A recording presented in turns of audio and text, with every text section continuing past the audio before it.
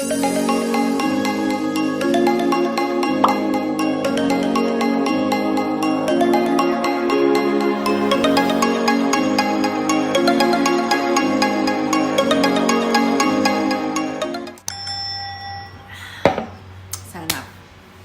yung acai berry ng I Am Amazing. Today, i-deliver ang aming bagong inutang. Utang naman talaga yun. Hindi. So, kumuha kami ni Dada ng ang daming paligoy-ligoy yun, no? Hindi na lang sabihin ng diretso. Hindi, yun nga, kumuha kami ni Dada ng sasakyan, ng bagong sasakyan. So, ngayon, i-deliver kasi sa Edmonton pa siya nang galing, which is 1 hour and 45 minutes drive ang layo dito sa amin. Kaya, bakit kami sa Edmonton kumuha at hindi dito sa amin sa Red Deer, di ba? Meron naman dito, kaya lang kasi pag dito kami kumuha sa Red Deer, sabi ni Dada, mas mahal daw dito kasi. Mas mura dun sa Edmonton, kaya dun kami kumuha. Free delivery naman, 'di ba? Ano yung maingay? So, ayun. Free delivery naman, kaya dun kami kumuha sa Edmonton. Tsaka yun nga, sabi ni Dada, mas mura daw kasi yung price ng Toyota doon na gusto naming model ng sasakyan kesa dito. And tsaka kilala kasi din ni Dada yung agent doon sa Toyota Edmonton. Kaya doon kami kumuha. So ngayon, ayun nga, i-deliver today. So, ayan, kailangan natin magsipag kasi dagdag bayarin na naman. Pero hindi, kasi may mga may mga bagay din naman kasi kaming kinonsider ni Dada kung bakit kami kumuha ng bagong sasakyan. At itong kinuha namin is malaki, 7-seater. Kasi last year pa, plan na talaga namin ni Dadang kumuha ng malaking sasakyan kasi yung Mazda ni Dada, yung kotse niya is 5-seater lang. Parating na dito sila mama sa January, kaya kailangan namin ng mas malaki. Dito sa bahay, ilan na kami? 4. Tapos pag dumating si mama at papa, so 6 na kami. Kaya talagang isa yun sa mga bagay na kinonsider namin. Kaya nagdesisyon kaming kumuha ng mas malaking sasakyan. Tapos, isa pa kasi din, yung Mazda ni Dada, patapos na rin naman na niyang bayaran. So, 1 year na lang. Pero sabi ko noon, mas maganda sana kung saka kami kukuha ng bagong sasakyan kapag natapos na talaga yung isang sasakyan ni Dada, yung Mazda nga niya. Pero, dahil nga paparating na dito sila mama sa January, pinush na rin namin kumuha ng mas malaking, pinush na rin namin kumuha ng bago at saka mas malaking sasakyan. Para magkakasya kaming lahat kapag namasyal kami at kapag nag-long drive, yun nga. So, since 1 year na lang naman na, isang taon na lang naman na bago matatapos na rin yung Mazda ni Dada. So, ibig sabihin, isang taon pa kami maghihigpit ng sinturon. Kasi nga, nadagdagan na aming bayarin. Pero kaya naman, inisip naman, syempre, pinag-isipan naman namin yun mabuti bago kami nag-decision talagang kumuha na ng bagong sasakyan. Inisip namin, pinag-usapan namin dalawa kung kaya ba ng budget. Syempre, hindi naman ganun biro ang pagbayad ng sasakyan. Kasi dito, bi-weekly. So, every 2 weeks, magbabayad ka ng sasakyan. Plus, insurance mo pa, monthly, babayaran mo yung insurance ng sasakyan mo. Dito sa Canada, madali lang kumuha ng sasakyan. Parang, isang ganun lang, dali lang kumuha ng sasakyan para ka lang bumili ng toyo sa tindahan. Ang mahirap is yung pagpatuloy sa pagbabayad mo bi-weekly. Kaya, pinag-usapan namin dalawa kung kaya ba namin magbayad ng isa pang sasakyan. Sabi naman, Sabi naman ni Dada, kaya naman. So, talagang budget lang, kailangan tamang disiplina lang sa pagbabudget talaga. Tsaka yun nga, 1 taon na lang na din naman, matatapos na nga yung isang sasakyan ni Dada. So, mas medyo makakaluwag na din ng konti. Actually, last month pa kami nagpa-approve para dun sa sasakyan na yon.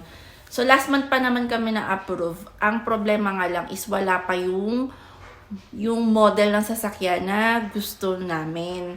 Dito kasi, madali niyang kumuha ng sasakyan.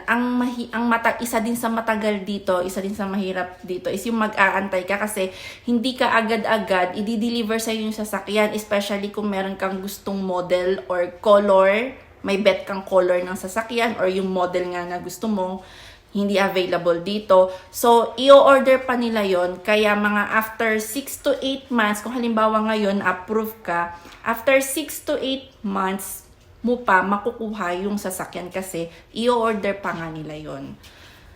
Tsaka, isa pa sa kinonsider din namin ni Dada is, kailangan din naman din talaga namin na kumuha pa ng sasakyan para tag-isa kami kasi mahihirapan ako kapag pumapasok na din talaga ako sa work, mahihirapan na ako kapag yung full time na ako magtatrabaho, mahihirapan ako kasi si Dada syempre pumapasok din siya. Pag nag full time na ako, hindi ko sure kung magiging tugma yung schedule naming dalawa. So paano niya ako ihahatid sundo, 'di ba, kung hindi magiging tugma yung schedule naming dalawa.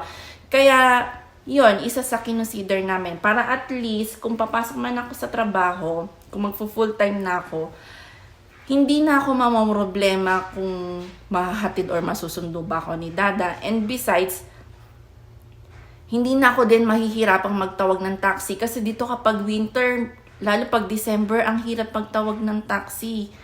Nasubukan ko yan nung nagpa-part-time ako. Ang hirap magtawag ng taxi kapag nagwi-winter, especially yun nga December. Kaya, yun. And tsaka isa pa, kung magta-taxi naman din ako, tapos magpo-full time na ako, ang gastos nun, besh. Kung i-compute ko yung magiging expenses ko sa pamasahe ko sa taxi, back and forth, kung i-compute ko yon sa isang buwan, ganun din yung makukonsumo ko.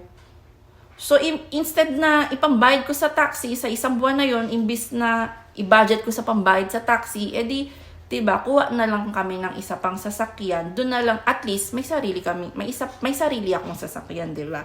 So, yun yung sa isang bagay din na kinonsider namin. Kasi, mahal din talaga ang taxi dito. Ang hirap naman kung magbabas ka, lalo pag winter, kapag magbabas ka, pupunta ka pa sa bus station, mag-aantay ka, aantayin mo yung bus number na sasakyan mo. Kasi dito, hindi naman kagaya sa Pilipinas na paglabas mo ng bahay, papara ka lang ng bus, yun na, sasakyan mo na yung bus na pinara mo. Dito hindi, may mga bus number yan. So kung saan ka pupunta, yun yung bus number mo, makikita mo yun sa website. Ang hirap, maglalakad ka pa, papunta sa bus station, tapos pagdating mo sa trabaho, maglalakad ka na naman bago ka makarating sa trabaho. Kaya yun, ang hirap mag-commute dito, mahirap mag-commute and magastos din. Yung magagastos mo sa pagko-commute, ganun din, para ka rin kumuha ng sasakyan mo monthly. So, talagang, ang sasakyan dito, yung pagkakaroon ng sarili mong sasakyan is necessity dito sa Canada. Kaya yun, isa sa mga kinonsider namin ni Dada. Hi guys, so ayan na, puntahan natin sa labas. Wow! Kaya, laki! Hello po. Ganda, no? Your first try. Sobrang ganda.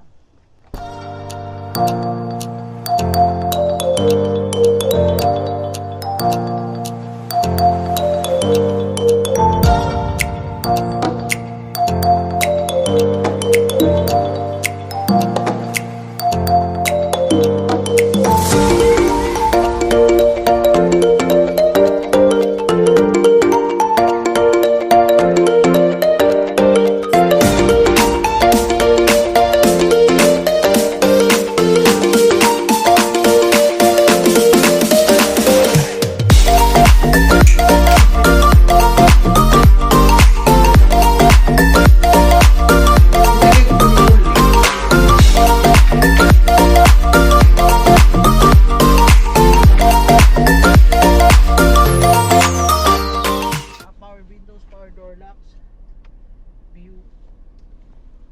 Tapos yung kung gusto nyo gamitin, Para sa po yung yung view power na to? outlet.